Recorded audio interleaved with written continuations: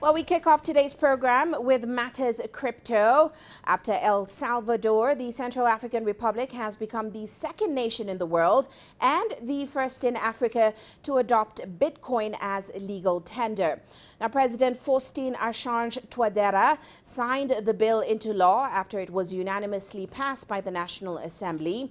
Other than making Bitcoin legal tender alongside the existing CFA franc, the legislation also establishes a legal and regulatory framework for cryptocurrencies. Now, lawmakers adopted the bill in efforts to assist the country's economy, as of course it struggles to recover from years of conflict. The political crisis that gripped the country in the lead up to the presidential elections in December 2020 worsened the CAR's economic crisis and, of course, damaged relations with its international partners. Well, let's delve further into this latest move with financial analyst Kalu Aja. He joins us now from Seattle via Skype. Great to have you with us on the show, Mr. Aja. Now, of course, the CAR is one of the poorest nations globally.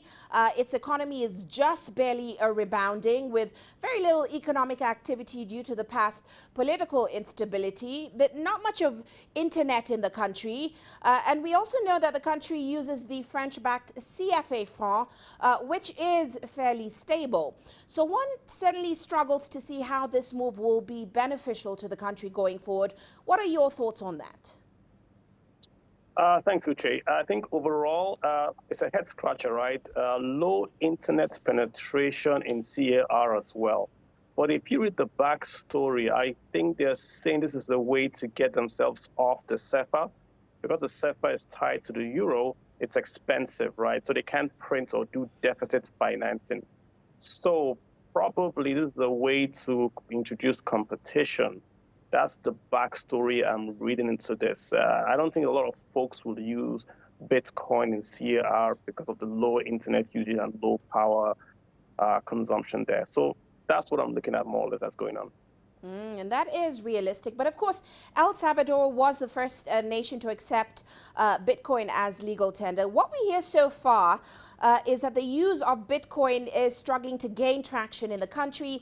Somebody said only about 20% of their population are trading in Bitcoin or are using Bitcoin. Are there any lessons from El Salvador's experience that we can turn to? Yes, I think it has to be an organic adoption. So El Salvador was a government-driven adoption. They actually asked folks to download the app, and then you get $30. So almost everyone in the country downloaded the Bitcoin app. I think it's called the Chievo, the wallet, and then they got $30, and then they spent it. So in 2022, no downloads of the Chievo wallet. I think remittances to El Salvador using the Bitcoin, 1.6%. So very, very low utilization simply because it's a dollar-based economy, lots of immigration to the US, so dollars are sent back to El Salvador, and that's what they spend, cash. Bitcoin has got to be organic, right? People have got to see the use case and then adopt it. If it's top down, it doesn't really work, which is what might happen to CR as well. And certainly we mentioned earlier that the government is doing this in an effort to assist the economy. But of course, we know central banks globally and also financial institutions around the world, such as the IMF, they've warned of the risks of cryptocurrencies and the risks they could pose to a nation's financial stability and, of course, consumer protection. Does CAR's decision signal any movement in governments on the use of cryptocurrencies? Is it just a tiny blip? Is it smart? A tiny blip. We're not sure about it being smart. I think El Salvador, the bond, their talks with the IMF have stalled. Their bond, crypto bond has also stalled. The IMF and the World Bank have asked them to take it off as an official currency. You can use it, but not officially. So CR, I think, is going to stare down that tunnel pretty soon. I don't think it's going to give them brownie points with the International Development Organization. So yeah, I'm not too bullish on that.